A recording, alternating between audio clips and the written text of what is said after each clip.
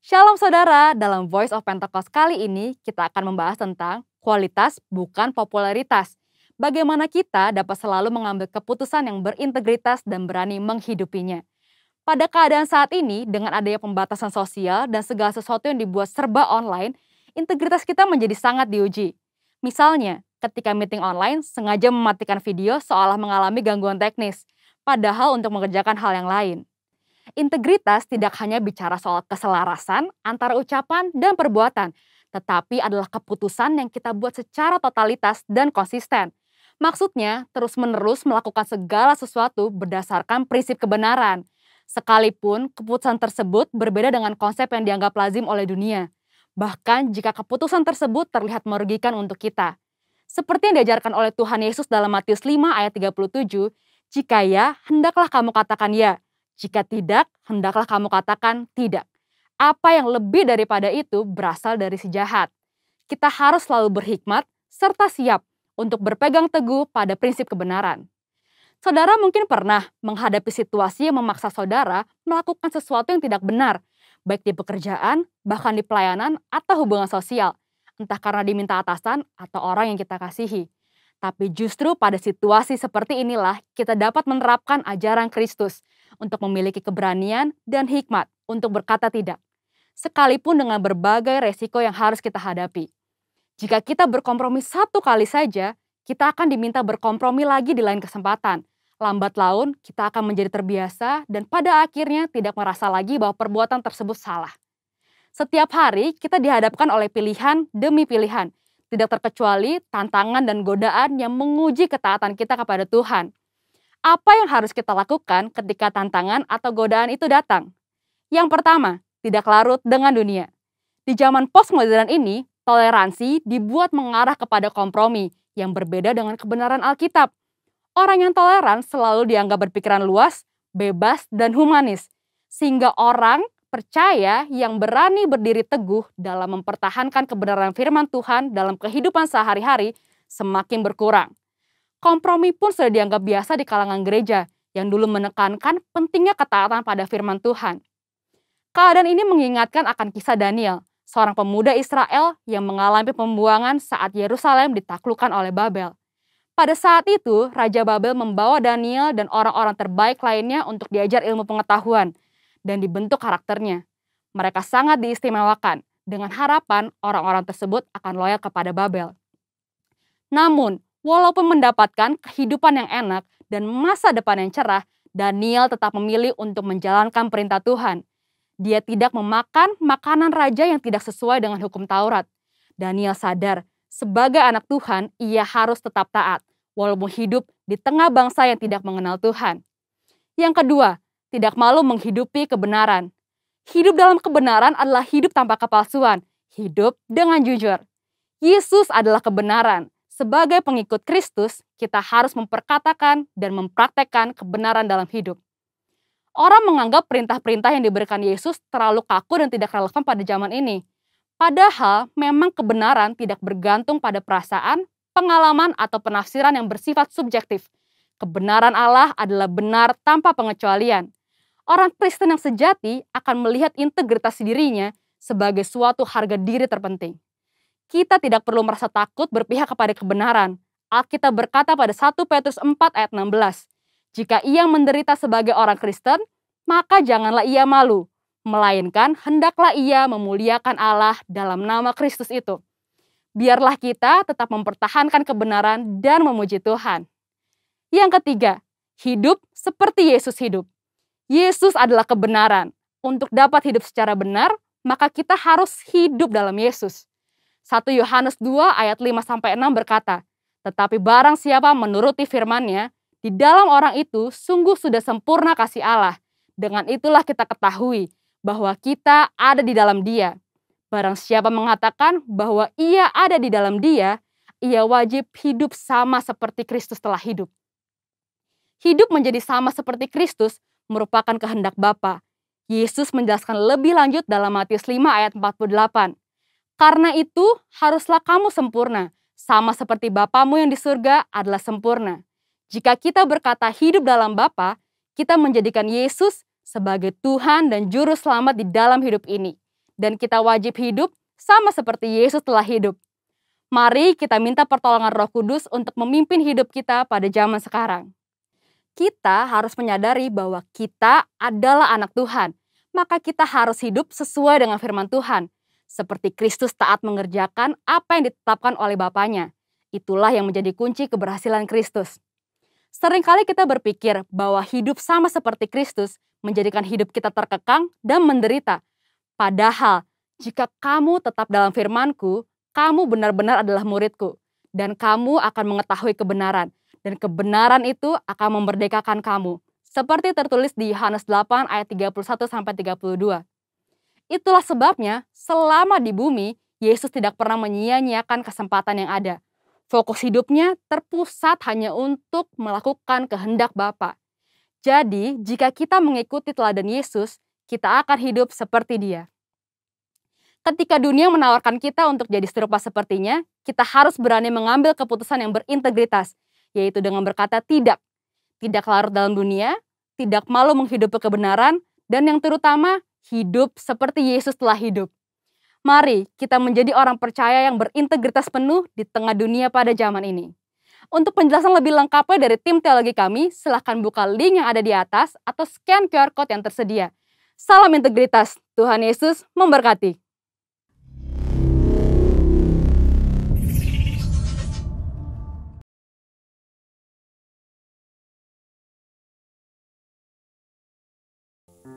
Puji Tuhan, haleluya. Shalom Bapak Ibu Saudara, jemaat Tuhan yang ada di rumah, shalom dimanapun saudara berada hari ini. Mari sama-sama kita bawa hati kita menyembah Tuhan, beribadah, memuji, memuliakan Tuhan. Haleluya. Mari sama-sama kita berdoa Bapak Ibu Saudara. Kami mengaku dengan iman kami, Tuhan kami dahsyat, Tuhan kami hebat, lebih dari semua yang ada. Terima kasih Bapa, biar pujian kami, biar penyembahan kami menyenangkan Engkau ya Tuhan. Semua kami umat-Mu bersama-sama kami mengalami perjumpaan dengan Tuhan, mengalami kebaikan, kedahsyatan Tuhan. Terima kasih Bapa, di pujian kami dalam nama Tuhan Yesus. Sama-sama berkata, amin. Tepuk tangan buat Tuhan Yesus Bapak Ibu Saudara. Biar kita nyanyikan pujian ini sebagai doa kita, pengakuan iman kita.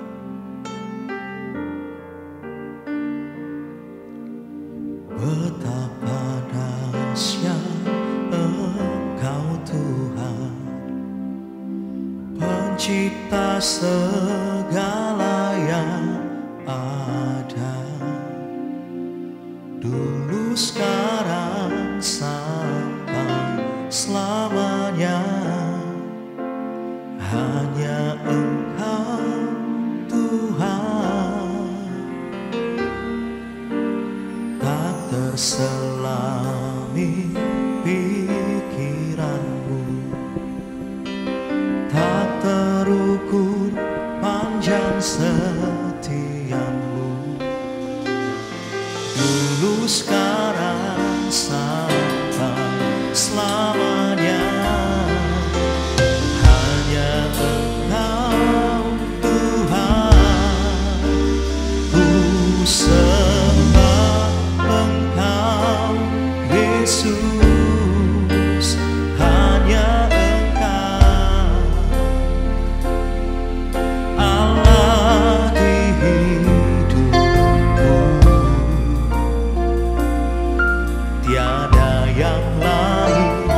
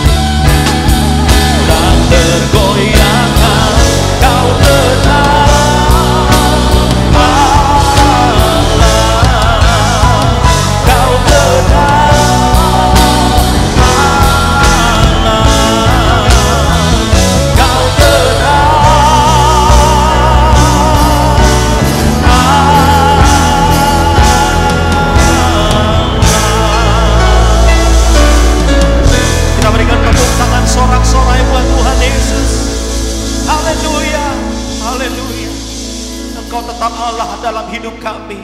Sebab kami merasakan kasih-Mu mengalir terus dalam hidup kami, membuat kami kuat menghadapi segala apapun rintangan yang ada. Terima kasih Tuhan, terpuji nama-Mu dalam nama Yesus. Yang alami kasih Tuhan katakan amin. Yang alami kedahsyatan Tuhan katakan amin. Seorang katakan haleluya. Terpujilah Tuhan Yesus yang ajaib. Kasih-Nya seperti sungai. Bapak Ibu Saudara, kalau kasih-Nya seperti sungai tidak akan pernah kering, saudara. Amin. Kasih tahu kiri kanan saudara, kasih Tuhan mengalir seperti sungai. Haleluya.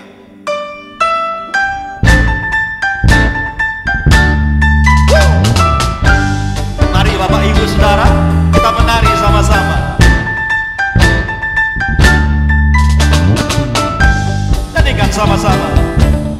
Kasih-Nya seperti sungai, kasih-Nya seperti sungai, kasih-Nya seperti sungai di hatiku,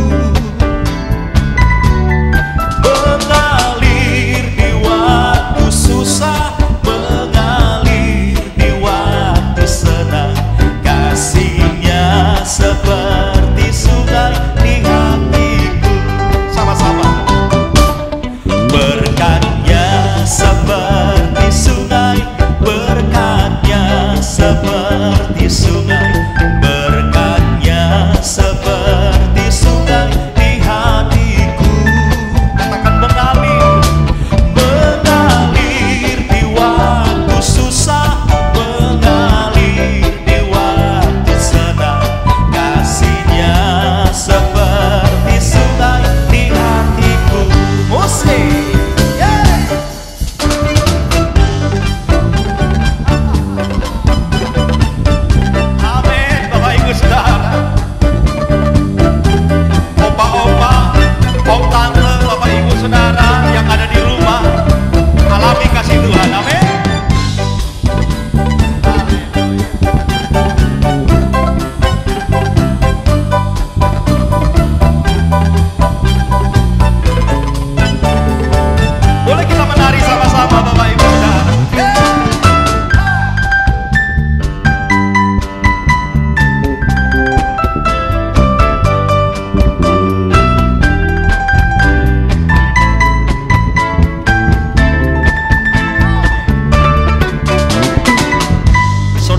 Ada di rumah dalam kesusahan, sakit, penyakit, percaya ada kuasa Tuhan mengalir menyembuhkan kita. Haleluya. Kuasanya seperti sungai. Dengan iman katakan, kuasanya seperti sungai, kuasanya seperti sungai, kuasanya seperti sungai di hatiku, mengalir, mengalir di waktu susah, mengalir di waktu senang. Kuasanya seperti sungai di hatiku. Sekali lagi berkat-Nya, katakan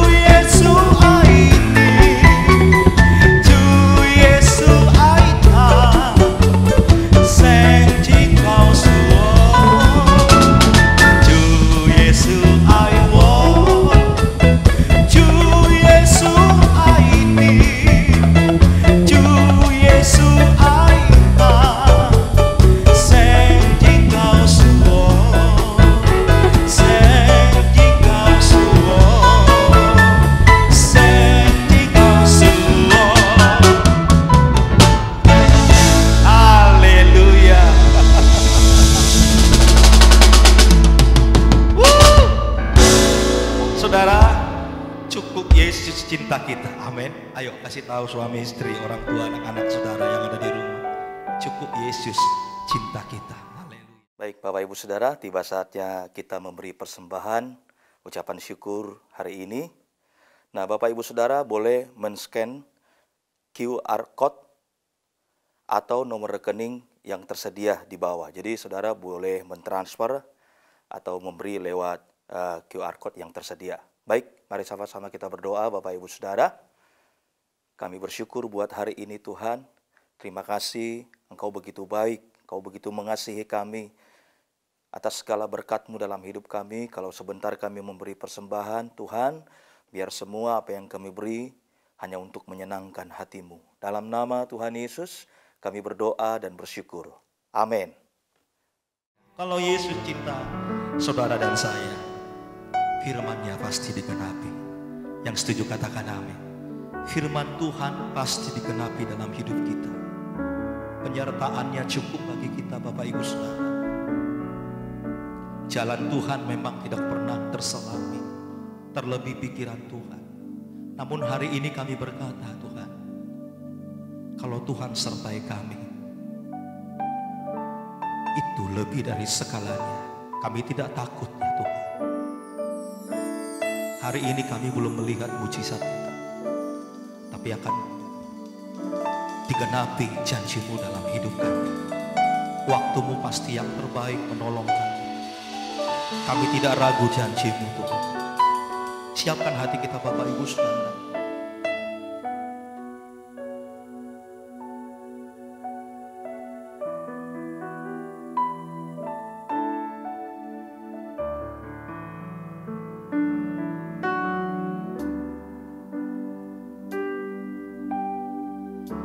Jalan-Mu tak terselami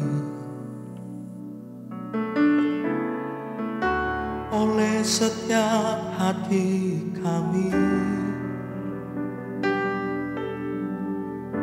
Namun satu hal yang percaya,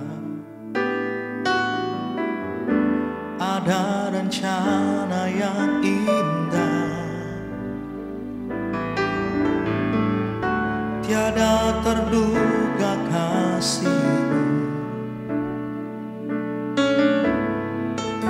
heran dan besar bagiku.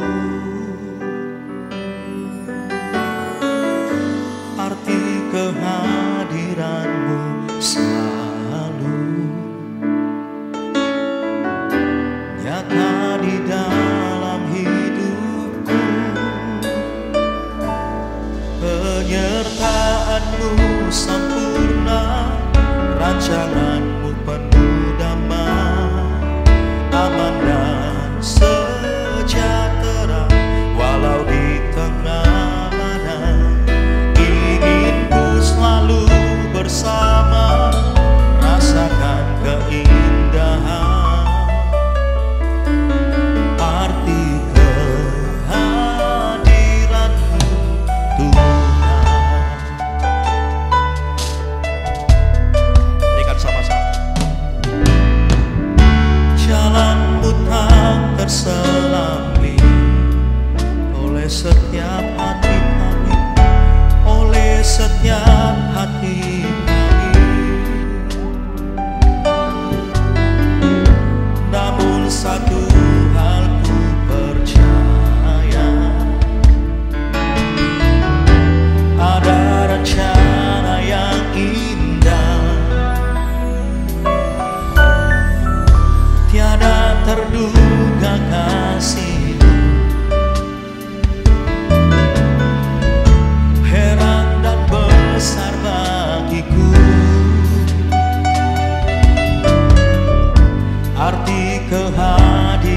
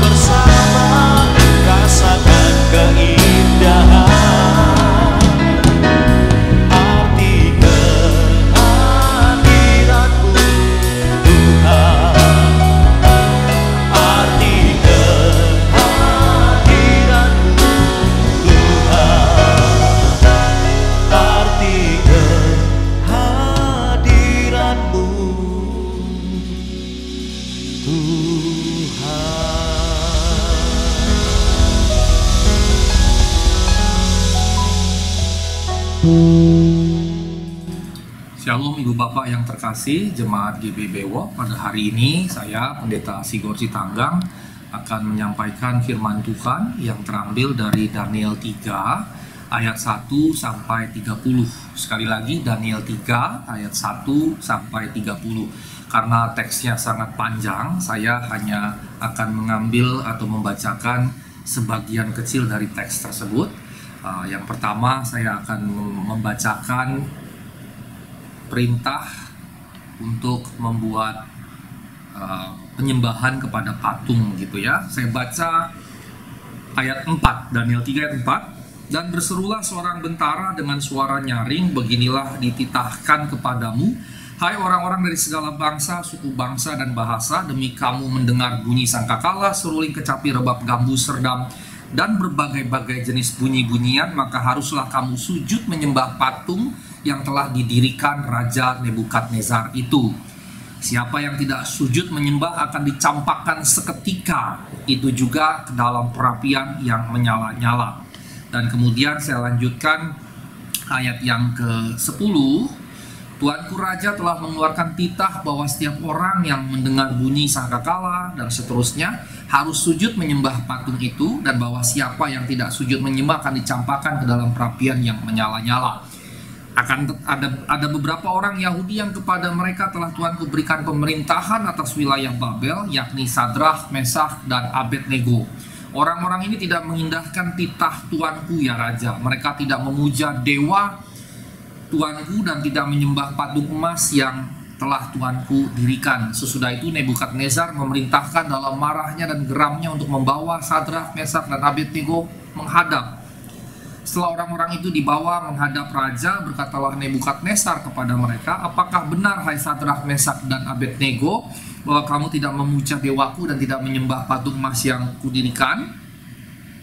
Dan saya pindah ke ayat 16 langsung. Lalu Sadrah, Mesakh, dan Abednego menjawab Raja Nebukadnezar, tidak ada gunanya kami memberi jawab kepada Tuanku dalam hal ini. Jika Allah yang kami puja sanggup melepaskan kami, maka ia akan melepaskan kami dari perapian yang menyala-nyala itu dan dari dalam tanganmu ya Raja.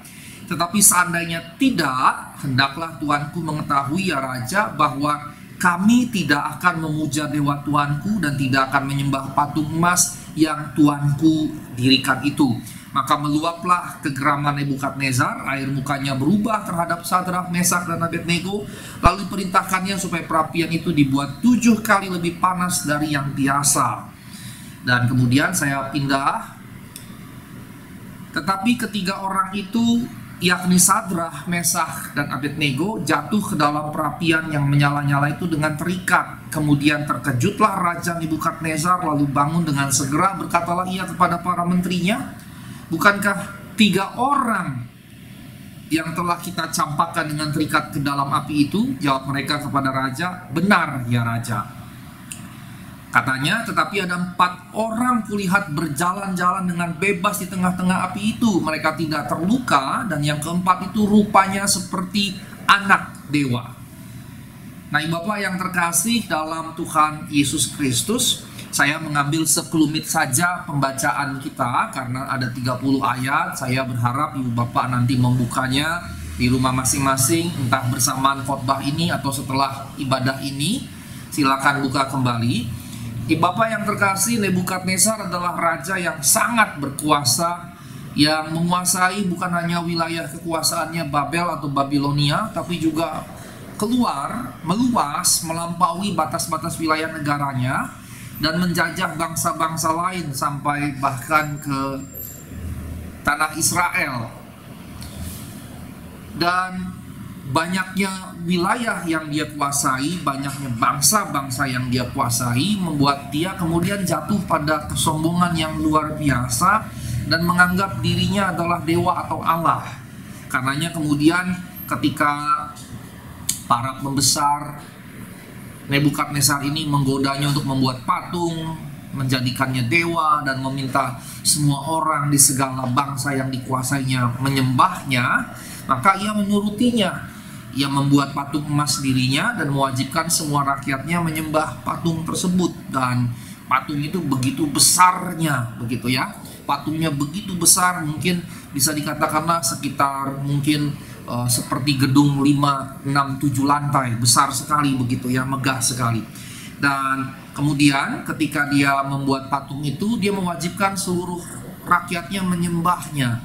Dan untuk itu kemudian disertai ancaman. Ancaman apa? Yang menolak menyembah patung itu dihukum dengan cara dibakar dalam perapian. Hukuman mati yang sangat mengerikan. Kalau hukuman mati zaman sekarang ditembak begitu ya, itu sekejap mati begitu. Begitu dor peluru melesat entah kepala atau ke dada, ke jantung begitu, maka sekejap langsung mati, hitungan detik langsung mati. Kalau dipenggal kepala seperti Paulus yang dipenggal kepala, maka itu sekelebat pedang itu menebas leher orang tersebut seperti Rasul Paulus, maka sekejap itu juga dia mati. Tetapi ketika dibakar, maka ada proses pembakaran di situ dan tidak dalam hitungan detik, tetapi masih bisa hidup dalam hitungan beberapa waktu sehingga terasa sakitnya begitu ya. Nah, ini hukuman yang sangat keji sebetulnya, sangat keji. Dan yang menolak untuk menyembah patung itu dihukum dibakar dalam perapian. Nah, para pembesar yang menghasut Nebukadnezar untuk membuat patung itu juga menghasut untuk membuat undang-undang yang menolak untuk menyembah patung itu akan dihukum mati dengan cara dibakar dalam perapian yang menyala-nyala, dibakar hidup-hidup. Dan pembesar-pembesar ini kemudian juga berkata, ada 3 orang Yahudi yang engkau tunjuk jadi penguasa-penguasa wilayahmu ya Raja, yaitu Sadrak, Mesak, dan Abednego yang tidak mau menyembah patung itu. Tadi sudah saya bacakan ya. Dan kemudian Ibu Bapak yang terkasih dalam Tuhan Yesus Kristus, dilaporkanlah bahwa 3 orang ini tidak mau menyembah patung itu. Dan sebetulnya sedikit banyak ini ada semacam kecemburuan begitu. Para pembesar orang Kasdim ini, orang-orang Babel ini iri hati terhadap Sadrak, Mesak, Abednego karena sebetulnya orang Yahudi kan, orang buangan gitu, dibawa dari Israel, Yehuda ke Babel atau jadi seperti budak. Tapi Nebukadnezar memilih orang-orang cerdas di antara mereka, dan Sadrak, Mesak, Abednego di antara yang paling cerdas di antara mereka, antara orang-orang anak-anak muda Yahudi tadi. Dan rupanya ada kecemburuan dari para pembesar asli orang Babel atau Kasdim ini terhadap orang-orang Yahudi, khususnya Sadrak, Mesak, dan Abednego. Bagaimana Daniel? Karena Daniel diberikan kedudukan yang sangat tinggi setingkat dengan Perdana Menteri, nampaknya mereka tidak berani menyerang Daniel. Sementara Sadrak, Mesak, dan Abednego ditaruh di sedikit lebih bawah posisinya, begitu ya, sehingga diserang oleh sesama koleganya. Dan ketika mereka diancam untuk dibakar dalam perapian, mereka menolak dan tetap konsisten menolak untuk menyembah patung berhala tersebut. Di ayat yang ke-17, saya akan bacakan kembali karena ayat ini menjadi penting. Ayat 17 dan ayat 18, mari silakan buka Alkitab masing-masing. Dikatakan begini, jika Allah kami yang kami puja sanggup melepaskan kami, maka Ia akan melepaskan kami dari perapian yang menyala-nyala itu dan dari dalam tangan-Mu ya Raja.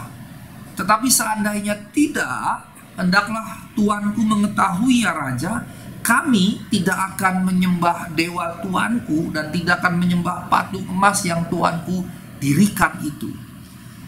Perhatikan baik-baik, di sini dikatakan bahwa jika Allah yang kami puja sanggup melepaskan kami, Ia akan melepaskan kami. Jika tidak, maka kami pun tetap tidak akan menyembah dewa Tuanku, tidak akan menyembah patung. Artinya singkatnya kalau Tuhan mau melepaskan, Ia akan melepaskan. Kalau tidak, kami akan hadapi konsekuensi ini, konsekuensi dari iman kami. Nah, Ibu Bapak yang terkasih dalam Tuhan Yesus Kristus, jawaban Sadrak, Mesak, Abednego membuat murka sampai Alkitab berkata bahwa mukanya berubah, air mukanya. Nebukadnezar menjadi begitu marah dan perapian dibikin 7 kali lebih panas. Saking panasnya, orang yang menggotong mereka, pasukan atau prajurit si Nebukadnezar ini kemudian terbakar. Dan kemudian Sadrak, Mesak, Abednego terlempar ke dalamnya. Nah, bayangkan apinya dipanaskan 7 kali. Saya tidak bisa membayangkan ini seberapa panas kalau katakanlah api itu ya, kalau dinyalakan terus-menerus bisa melampaui 100 derajat begitu ya. Air mendidih kalau dimasak terus-menerus kan lama-lama 100 derajat. Nah, kalau dipanaskan sampai 7 kali, tak terbayangkan panasnya berapa gitu. Apa 700 Celcius misalnya, 700 derajat Celcius, tidak tahu, tapi 7 kali tadi menunjukkan ini panasnya yang luar biasa. Dan orang yang digotong itu terbakar dan mati seketika, mati terbakar begitu, menunjukkan memang ini sangat panas begitu. Tetapi kemudian yang menarik adalah ketika mereka sudah masuk ke dalamnya, Nebukadnezar di ayat yang ke-24 berkata begini, bukankah 3 orang yang telah kita campakkan dengan terikat ke dalam api itu? Jawab mereka, benar ya Raja. Ayat 25, tetapi ada 4 orang, kan 3 yang dilempar. Kulihat ada 4 orang berjalan dengan bebas di tengah-tengah api itu. Mereka tidak terluka, dan orang yang keempat rupanya seperti anak dewa. Ibu Bapak yang terkasih di dalam Tuhan Yesus Kristus, ini adalah keajaiban yang luar biasa, dan disebutkan di sini ada orang yang keempat. Dalam perapian ada 4 orang, padahal hanya 3, Sadrak, Mesak, dan Abednego. Tiba-tiba ada 4 orang, dan Alkitab Bahasa Indonesia terjemahan baru LAI yang kita punya, Alkitab Bahasa Indonesia yang kita punya, seperti yang saya miliki, Ibu Bapak yang terkasih dalam Tuhan Yesus Kristus.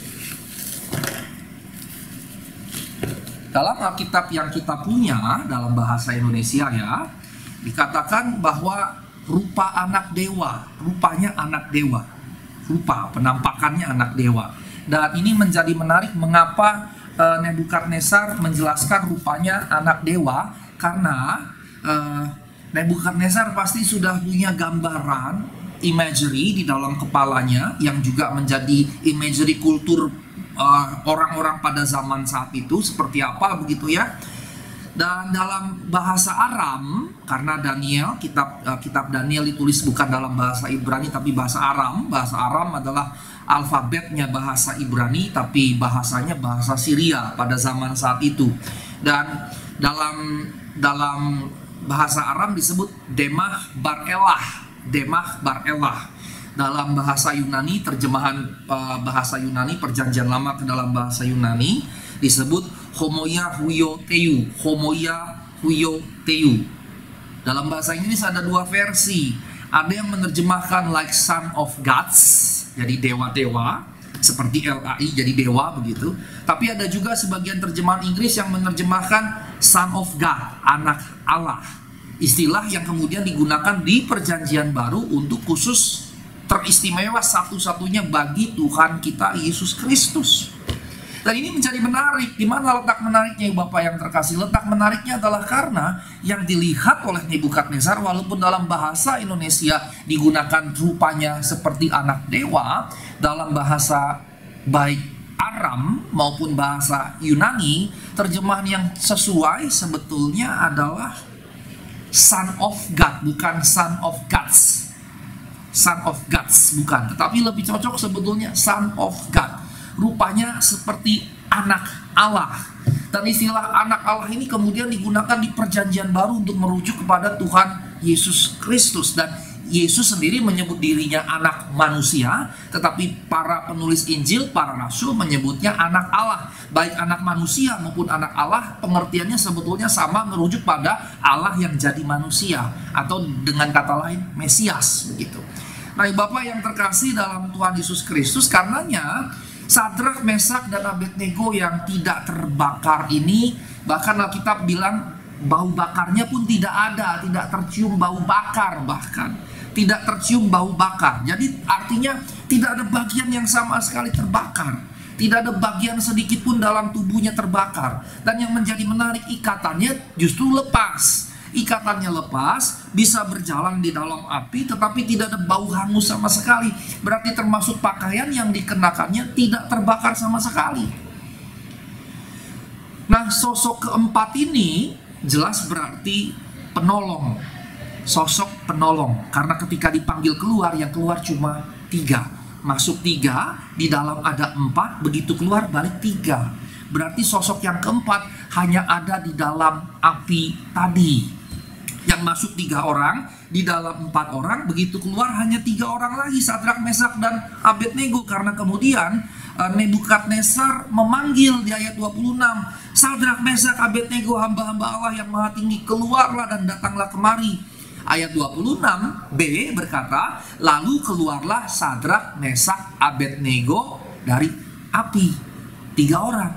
Masuk 3 orang, keluar 3 orang, tapi di dalam ada 4 orang. Siapakah orang yang keempat ini? Nah, ibu bapak yang terkasih dalam Tuhan Yesus Kristus, tadi saya katakan bahwa Nebukadnezar menyebut istilah anak dewa dalam bahasa Indonesia, tapi dalam bahasa Aram maupun dalam bahasa Yunani sebetulnya lebih cocok diterjemahkan anak Allah. Maka ini bukan sebuah kebetulan sesungguhnya. Siapa sosok yang keempat ini? Istilah anak Allah ini tadi sudah saya katakan digunakan oleh keempat Injil dalam Alkitab kita, Matius, Markus, Lukas, dan Yohanes, untuk merujuk kepada Yesus. Sosok yang nampak yang disebut Nebukadnezar, anak Allah, adalah sosok ilahi. Ini mungkin malaikat, karena Allah kadangkala nampak sebagai malaikat. Misalnya Kejadian 21 ayat 17 dalam kisah Hagar, ya, Tuhan bisa nampak sebagai malaikat juga kepada Abraham. 3 orang yang datang kepada Abraham di bawah pohon tarbantin di gua orang Mamre di daerah Hebron, ya, di daerah Hebron dekat gua orang Mamre di bawah pohon tarbantin. Dan 3 orang datang, dalam bahasa Ibrani disebut Ishim, dari kata ish itu laki-laki, im itu jamak, jadi laki-laki banyak begitu, maka disebut 3 orang laki-laki, 3 Ishim, jadi 3 orang laki-laki. Artinya memang manusia, tetapi kemudian mereka disebut sebagai malaikat. 2 pergi ke Sodom disebut malaikat, dan 1 yang tinggal disebut dengan malaikat Tuhan atau malaikat Yahweh. Dengan kata lain, adalah hal biasa bagi bangsa Israel, di mana Allah menampakkan dirinya kepada orang-orang tertentu dalam rupa malaikat. Bisa malaikat dalam rupa sepenuhnya malaikat, atau bisa dalam wujud manusia. Nah, kalau seandainya orang yang datang dalam perapian tadi adalah malaikat, maka itu menjadi mungkin karena Allah dalam perjanjian lama juga kadangkala nampak sebagai malaikat. Maka jika itu adalah malaikat Allah, maka disebut teofani. Istilah dalam dunia teologi disebut teofani, dari kata theos Allah, fani itu wajah gitu. Jadi Allah yang menyatakan dirinya sehingga manusia bisa melihatnya secara fisik begitu. Dia bisa disebut sebagai malaikat Allah atau teofani, atau karenanya bisa kita sebut sebagai pre-existence of Christ. Kristus sebelum jadi manusia, sebelum berinkarnasi jadi manusia, lahir dari anak darah Maria. Pre-existence of Christ. Dan itulah anak Allah. Sosok itu dengan kata lain bisa saja disebut sebagai anak Allah. Nah, Bapak yang terkasih dalam Tuhan Yesus Kristus, ada beberapa hal yang saya ingin bagikan kepada kita sekalian yang dapat kita pelajari. Pertama, ketaatan kepada Allah melampaui ketaatan kepada manusia. Pertama, ketaatan kepada Allah melampaui ketaatan kepada manusia. Ini sesuatu yang seharusnya. Namun dalam situasi kita kadangkala kita lebih taat kepada manusia daripada kepada Allah. Nah, waktu kita tanya, Pak, bagaimana kita mendefinisikan itu adalah taat kepada Allah? Sederhana, taat kepada Allah berarti taat kepada firman-Nya. Taat kepada firman-Nya. Nah, dalam kehidupan kita seharusnya kita taat kepada firman Allah. Dan ketaatan kepada firman Allah melampaui ketaatan kepada manusia. Nah, seringkali karena kita takut pada manusia, kita jadi justru tidak taat kepada Allah. Ini yang mesti kita perhatikan baik-baik dalam kehidupan kita sehari-hari, Ibu Bapak yang terkasih. Mari coba lihat kehidupan kita sehari-hari, apakah kita lebih taat kepada Allah atau kepada manusia. Perkataan Petrus di Mahkamah Agama ketika Petrus ditangkap, Petrus bilang, perhatikan sendiri, pikirkan sendiri, mana yang lebih tepat, taat kepada Allah atau kepada manusia. Dan Petrus mau menyampaikan, dia memilih lebih taat kepada Allah daripada kepada manusia, kepada Mahkamah Agama. Nah, Ibu Bapak yang terkasih, ketaatan kepada Allah bukan karena ketakutan. Ya, walaupun ada terminologi dalam Alkitab takut akan Allah, tetapi pengertian takut akan Allah itu tidak dalam pengertian ketakutan secara harfiah seperti takut setan misalnya, takut kepada kematian, takut gelap, dan takut-takut yang lainnya. Itu fobia, ya, itu fobia. Ada yang fobia air, ada yang fobia ketinggian, ada yang fobia gelap, ada yang fobia badut misalnya, ada fobia terhadap badut, dan itu secara psikologis memang diakui ada fobia terhadap ruang sempit dan yang lain-lain. Nah, Ibu Bapak yang terkasih dalam Tuhan Yesus Kristus, ketaatan kepada Allah bukan karena ketakutan, takut dihukum oleh Allah, itu salah, ya. Ibu Bapak, kalau kita taat kepada Allah, kita tidak taat karena kita takut kepada Allah, entah takut dihukum, takut kena kutuk, bahkan takut dihukum di neraka. Ini mesti kita camkan baik-baik. Kita tidak boleh taat karena ketakutan, apapun bentuk ketakutan itu. Lalu bagaimana Pak Pendeta? Maka ketaatan kita kepada Allah harus dengan kasih, karena kita mengasihi Allah. Karena saya mengasihi Allah, maka saya taat kepada Allah. Sama seperti anak-anak kita, ibu bapak yang sudah menikah dan sudah punya anak, entah masih kecil atau beranjak dewasa, maka kita berharap anak-anak kita mengasihi kita seperti kita mengasihi mereka. Maka ketika mereka beranjak dewasa, anak-anak yang mengasihi orang tuanya akan berbakti kepada orang tuanya bukan karena takut dipukul, tetapi karena mengasihi orang tuanya. Tetapi kalau kita mendidiknya dengan salah, kita mendidiknya dengan pukulan, apalagi dengan kekerasan, dengan pukulan demi pukulan, dengan kekerasan demi kekerasan, kita mendidik anak kita untuk takut, bukan taat. Sehingga kalaupun mereka berbuat sesuatu, mereka berbuat dengan ketakutan. Dan kalau kita, terutama kaum bapak ya, kalau kita merepresi anak kita dengan kekerasan, ketika dia besar, dia akan melawan kita. Dia akan melawan kita. Karena dia sudah besar. Waktu dia kecil kan dia nggak berani melawan, begitu ya. Karenanya kita tidak boleh mendidik anak dengan kekerasan. Tidak boleh dengan ketakutan, apalagi dengan kekerasan. Tidak boleh dengan ketakutan, ancaman, kekerasan, dan lain-lain. Tetapi didik dengan kasih. Ketika kita mendidik anak kita dengan kasih, maka dia kemudian akan memiliki kasih dalam hidupnya, dan dia akan bertumbuh dalam kasih ketika dia beranjak dewasa dalam kehidupan masyarakat, di gereja, dalam dunia kerja. Maka anak-anak kita akan bertumbuh sebagai sosok yang penuh kasih kepada orang-orang lain, dan juga tentunya nantinya kepada orang tuanya. Maka begitu juga dengan Allah. Ketaatan kita kepada Allah bukan karena ketakutan, melainkan pertama-tama karena kita mengasihi Allah. Dan yang kedua, karena kita mengerti mengapa kita taat, kita mengerti mengapa kita taat. Ketaatan yang disertai dengan pengertian. Mengapa sih saya taat? Saya taat bukan karena saya takut mati, bukan karena saya takut dihukum, bukan karena saya takut kena kutuk, bukan karena saya takut dilempar ke neraka. Karena apa? Karena Dia pencipta saya. Saya mengerti Allah adalah pencipta saya. Saya ada seperti ini dengan keberadaan saya karena Allah ciptakan saya. Yang kedua, karena Allah menebus saya. Yesus telah datang ke dunia dan mati bagi saya dan mengasihi saya sedemikian rupa, mengangkat saya dari dosa, sehingga kemudian saya taat karena saya mengerti Dia menebus saya. Yang ketiga, karena Dia memelihara saya. Karena Dia memelihara saya. Jadi poin kedua saya tadi, ketaatan kepada Allah bukan karena ketakutan, melainkan karena pertama kasih, yang kedua karena pengertian. Pengertian akan apa? Akan Allah. Siapa Allah? Karena Dia menciptakan kita, karena Dia menebus kita, karena Dia memelihara kita.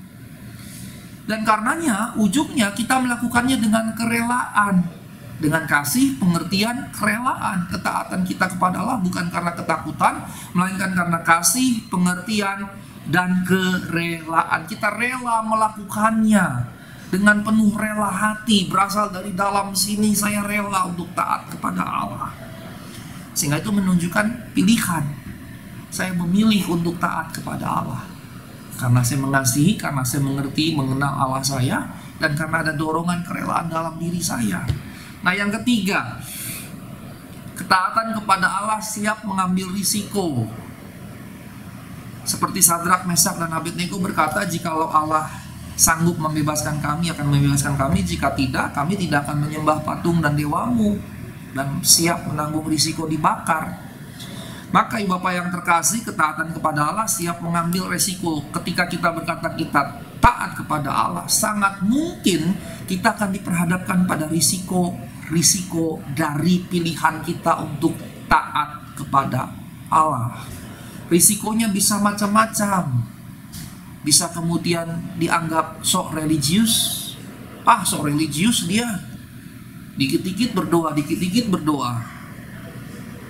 So religius dia, ke kantor aja pakai bawa Alkitab. So religius dia, waktu senggang di kantor baca Alkitab. So religius dia, ngomongnya kok rohani banget, ngomongnya kok Tuhan melulu, ngomongnya kok ini itu, dan seterusnya. Nah, Bapak yang terkasih dalam Tuhan Yesus Kristus, itu baru diomongin, baru dituding sok rohani. Belum kalau kemudian difitnah, karena ada orang yang tidak suka dengan religiositas kita jadi taat kepada Allah begitu. Kemudian ada orang yang nggak suka, kemudian berbuat yang jahat, memfitnah, dan seterusnya. Baru di level itu. Bisa saja kemudian kita diserang, terancam kedudukan kita misalnya, gara-gara kita kemudian tidak mau melakukan kejahatan, tidak mau korupsi, tidak mau terima suap, tidak mau markup proyek, tidak mau bikin akuntansi laporan keuangan ganda, begitu ya. Kadang-kala malah gereja saja bisa punya laporan ganda, begitu kan? Ada laporan 1, laporan 2, laporan 3. Nah, kalau kita taat kepada Allah, maka kita tidak bikin seperti itu.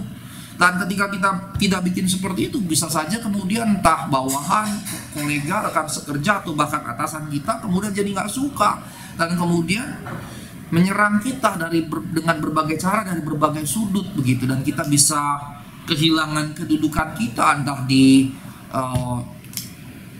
pemerintahan atau di perusahaan swasta, di mana-mana. Mungkin saja, saya tidak berkata selalu seperti itu, tapi mungkin saja ada risiko-risiko seperti itu. Bahkan mungkin saja risikonya seperti yang dihadapi oleh Sadrak, Mesak, dan Abednego sampai kehilangan nyawa. Ibu bapak yang terkasih dalam Tuhan Yesus Kristus, saya mau mengulangi apa yang disampaikan oleh Sadrak, Mesak, dan Abednego di ayat yang ke-17 dan 18. 17-18 dia berkata begini, jika Allah kami yang kami puja sanggup melepaskan kami, maka ia akan melepaskan kami dari perapian yang menyala-nyala itu dan dari dalam tanganmu ya Raja. Tapi seandainya tidak, hendaklah Tuanku mengetahui ya Raja, bahwa kami tidak akan memuja dewa Tuanku dan tidak akan menyembah patung emas yang Tuanku dirikan itu. Ibu bapak yang terkasih dalam Tuhan Yesus Kristus, jawaban dari Sadrak, Mesak, dan Abednego jelas sekali. Dia tahu risikonya, tetapi itu adalah ketaatan yang mereka tunjukkan bagi orang-orang lain. Poin keempat yang terakhir, ketaatan kepada Allah menjadi kesaksian akan kemuliaan Allah. Ketika mereka betul-betul taat, ada risiko yang mereka ambil dan mereka berserah sepenuhnya kepada Allah. Maka di Ibrani 11 ketika bicara tentang saksi-saksi, bahkan pahlawan-pahlawan iman, ada orang-orang yang memang membiarkan dirinya teraniaya bahkan mati. Petrus digantung terbalik, Paulus dipenggal kepalanya. Tapi dalam konteks Sadrak, Mesak, dan Abednego, Tuhan menolong mereka. Dengan kata lain, ketaatan berisiko pada berbagai macam hal yang buruk mungkin menimpa kita, namun ujungnya adalah menjadi kesaksian akan kemuliaan Allah, menjadi kesaksian akan kemuliaan Allah. Entah kemudian Tuhan tolong Sadrak, Mesak, Abednego atau tidak, seperti Petrus dan Paulus yang kemudian dihukum mati, tetapi itu semua tetap akan jadi kesaksian bagi kemuliaan Allah. Saya ingin bersaksi sedikit saja tentang bagaimana Allah berkarya dalam kehidupan saya. Kisah yang lebih lengkap Bapak bisa Google sendiri nama saya di YouTube gitu, dan cari kesaksian putri saya. ceritanya lengkap. Kalau saya cerita panjang lebar bisa habis sekitar 45 sampai 1 jam gitu, 45 menit sampai 1 jam. Ringkasnya, anak saya lahir 25 Februari 2014 di kota Göttingen, dan saat anak saya lahir, dia lahir dalam kondisi masih sangat dini, 25 minggu plus 2 hari. Dia harus dilahirkan secara bedah sesar karena kembarannya meninggal dari usia 23 minggu. Nah, pada saat putri kami dilahirkan, kembarannya sudah 2 minggu kira-kira mati di dalam rahim, dan kemudian posisinya makin menekan rahim, makin ke bawah, sehingga di minggu ke-24 beberapa hari begitu, istri saya dimasukkan ke dalam rumah sakit berjaga-jaga kalau ada sesuatu yang terjadi begitu dengan anak maupun istri saya. Nah, awalnya dokter berkata kepada saya, Pak Sitanggang, ini anak Anda baru usia 23 minggu. Dan menurut aturan hukum medis Jerman, negara Jerman, karena anak saya lahir di Jerman waktu saya kuliah S3 di Jerman dari 2009 sampai 2015, maka kemudian Bapak yang terkasih, profesor yang memimpin tim medis yang menangani istri dan kemudian anak saya berkata begini, Pak Sitanggang, apakah Anda mau mempertahankan putri Anda, mengingat bahwa baru usia 23 minggu, sementara di hukum medis Jerman baru 24 minggu bisa diselamatkan. Maka saya katakan, ya bagaimana jadinya? Ya kita terpaksa mesti menunggu. Apakah Anda tidak mau diaborsi? Anak Anda tidak mau diaborsi? Saya katakan tidak mau, kami menginginkan punya anak. Bagaimana mungkin kami meminta untuk diaborsi? Maka dikatakan ada risiko-risiko begini. Maka saya katakan ya kami siap menanggung risikonya, walaupun saya tidak sepenuhnya mengetahui seberapa besar risikonya. Maka kemudian anak kami menunggu sampai 24 minimal, maka disuntiklah dengan obat supaya paru-parunya matang di dalam, sehingga kalau mesti disesar dalam usia yang relatif muda, anak saya sudah bisa bernafas dengan paru-parunya begitu ya. Maka kemudian sekitar 24 minggu lewat berapa hari, istri saya mulai pendarahan, kalau saya tidak salah 20 minggu ke-24 plus 5-6 hari begitu, karena istri saya kemudian 3-4 hari mengalami pendarahan yang luar biasa banyak, dan dokter panggil saya, profesor panggil saya, Pak Sitanggang, ini harus dioperasi bedah sesar. Maka saya sendirian begitu ya, hanya ada satu teman saya orang Indonesia juga, seorang dokter yang mendampingi, dan saya mondar-mandir di lorong itu dalam kekalutan pikiran gitu ya, di negeri orang sendirian begitu. Walaupun asuransi membiayai semua ya, asuransi di Jerman siapapun wajib memiliki asuransi begitu. Dan kemudian anak saya dilahirkan dalam usia 25 minggu lebih 2 hari, dengan tinggi badan itu hanya 27 cm, dengan berat badan hanya 695 gram. Ini kalau sekepalan tangan segini lah kira-kira ya, dari ujung sini sampai segini, kira-kira segini, kecil sekali. Dan 1,5 bulan awal dia dalam keadaan baik-baik, tapi ketika memasuki April tengah ke awal Mei, maka mulai banyak problem. Mata kiri ke kiri, mata kanan ke kanan, yang kalau tidak dikoreksi dengan di laser dia akan buta. Maka di laser lah 3 kali dalam usia dan sebesar ini, usia masih sekecil itu. Dan kalau di laser dia jerit-jerit gitu, saya tidak tahan dengar jeritannya. Waktu mau dikontrol juga jerit-jerit, karena matanya harus dibuka begitu ya.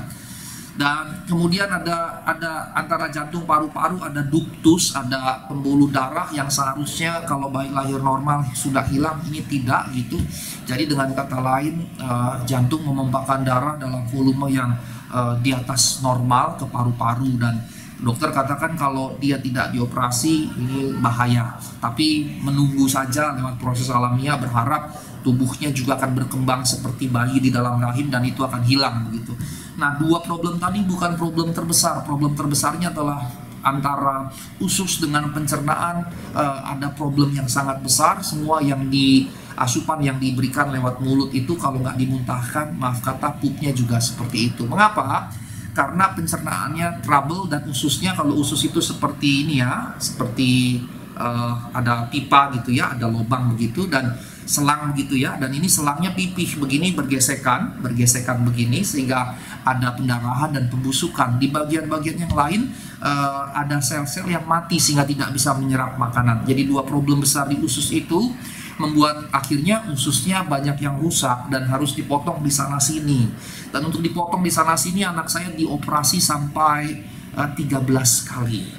8 kali di kota Göttingen dan kemudian di sekitaran bulan Juni ke Juli, Juni lah kira-kira, Juni pertengahan ke Juni akhir begitu 2014. Karena sudah 8 kali operasi, anak saya seperti tidak punya pengharapan lagi. Dokter panggil saya, itu dimulai dari awal Juni.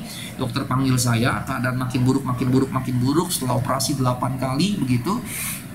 Dan dalam keadaan terparahnya itu selang di hidung, selang di mulut. Kemudian ada selang di sebelah sini dengan 13 infus begitu, digabung jadi satu selang besar di sini. Kemudian di sebelah kiri ada selang 1, 2, 3, di sebelah kanan ada selang 1, 2, 3, di perut ada selang yang paling besar, kemudian maaf kata di bawah juga ada selang untuk buang air. Jadi bisa dihitung 3, 6, 7, 8, 9, 10, 11 selang nempel di tubuh anak saya dengan pengukur paru-paru, dengan pengukur jantung, ada monitor yang besar di situ yang kalau dicabut-cabut anak saya mati. Maka kemudian dalam kondisi paling kritisnya setelah 8 kali operasi, dokter bilang sudah tidak ada harapan Pak Sitanggang. 2-3 minggu lagi anak Anda akan mati. Saya tanya, nggak ada yang bisa dikerjakan? Ya paling bawa ke palliative station, palliative unit, beri obat tenang, penghilang rasa sakit sambil nunggu mati. Maka saya ditanya, agama Anda apa? Kristen, Protestan.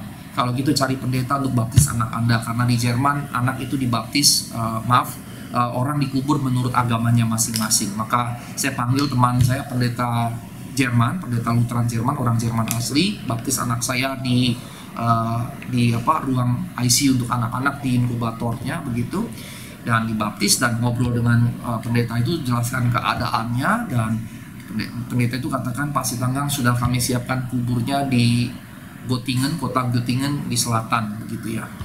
Dan tinggal nunggu saja kapan anak ini mati akan dikubur begitu.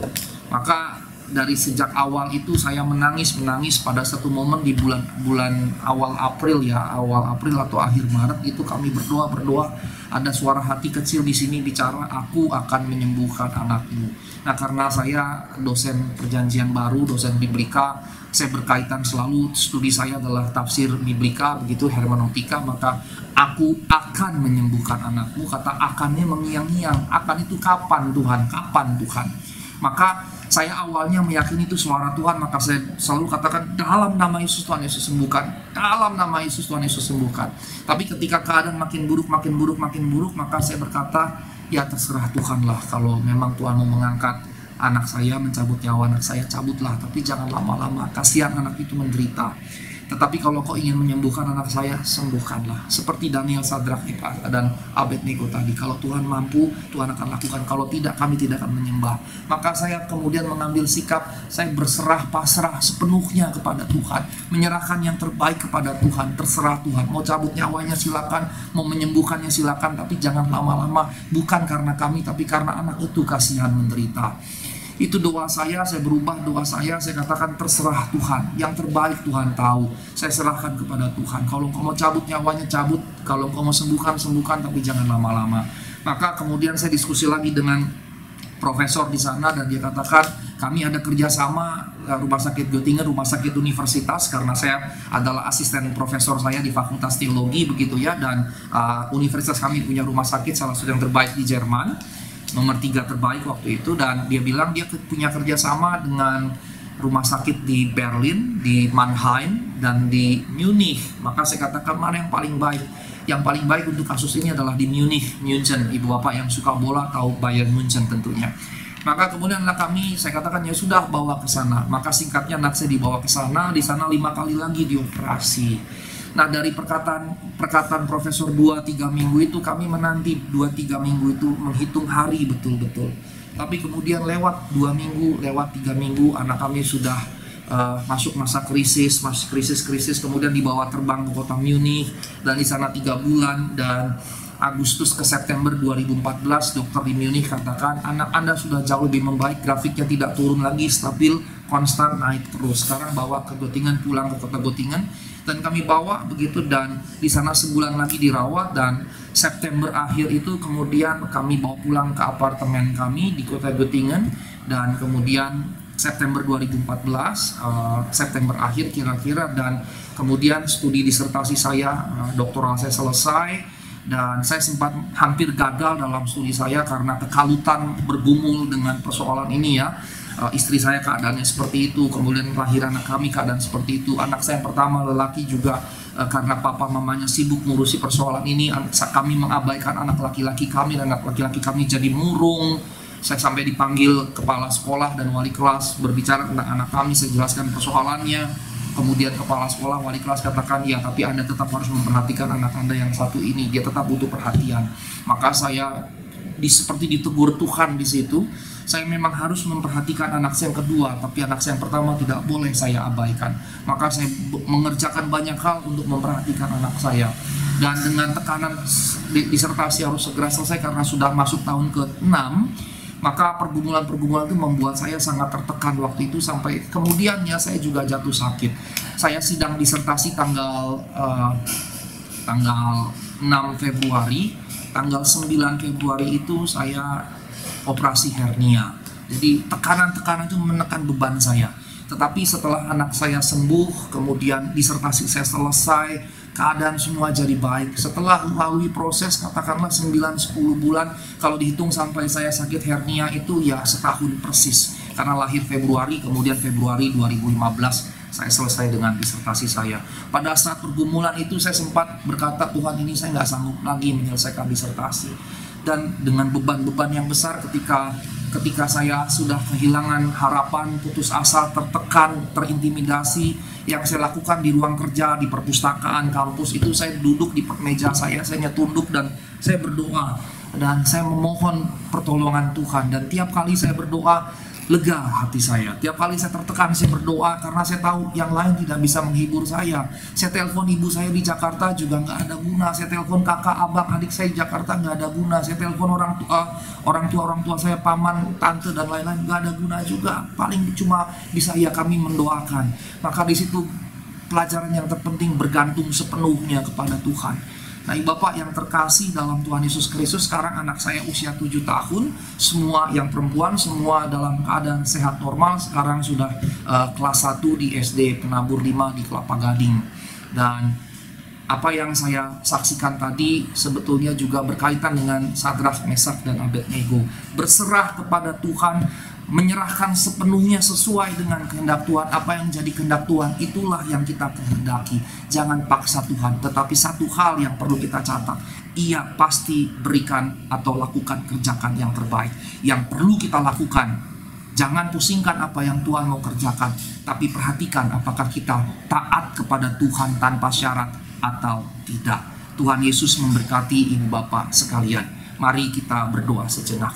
Allah memberkati setiap kami yang mendengarkan firman Tuhan ini, dan kesaksian boleh meneguhkan, sehingga dalam keadaan wabah ini atau dalam keadaan kesusahan apapun yang kami alami, pergumulan apapun yang kami alami, kami tidak meninggalkan Tuhan, tetap taat kepada Tuhan. Dan apapun yang Tuhan kerjakan tidak mengubah ketaatan dan kesetiaan kami kepada Tuhan, karena kami tahu segala yang Tuhan kerjakan bagi kami adalah yang terbaik bagi kami.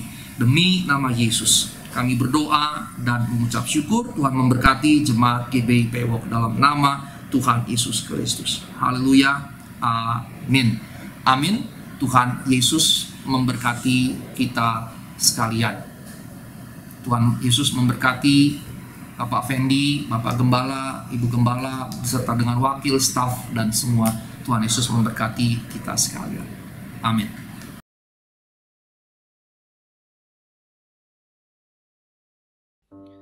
Kami memuji